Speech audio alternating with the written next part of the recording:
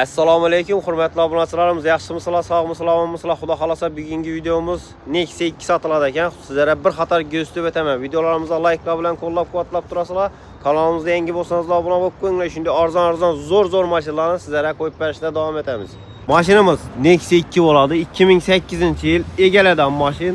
Mashinamizning 4 baloni toza, paket qo'yilgan hali 500 km yurmagan. Mashinamizning yilini egaladan bo'lsak 2008-yil.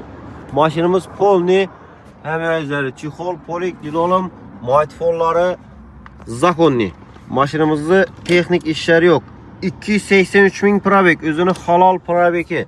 Bemalol görüp alaverasizlar. Xudo xolasa sizlere tashqi kısmından azgina şu zenk çürüklerini işletip berasizlar. Lishni gap sözü yok ummayın. Metalları var. Metallarının dokument srokları hem özleri var. Görüp turganlarınız değil. Sırtında azgina kosmetika işleri var. Maşinimizde motor havaoyunda umma işi yok. Motorlarımız Sonstran buluyor. En zor motor bile size. Lüks kondisyoner görüp turganlarınız değil. Metallarımızdan dokumentleri var. Motorlarımız optonomiydi. Havaoyları zakonni. Kuzubunu teknisiski boğanı azgına verberine zenk çürükünü işletseyizde çok ki maşinimiz. Maşinimize ledler hem koyup tuttu ki işte görmeymen de bir misal. Xudo xolasa elektrikli maşini üzerimizde duran ki.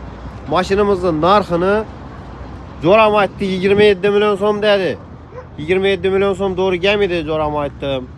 Ben arzan koyamam, sodalaşıp koyamam dedim. Zoram bilen sodalaşıp size için 24 milyon so'ma düşürdüm maşinini. Kişiye düşürdü onu 24 milyon so'm. Bitedi on yeri. Xudo xolasa.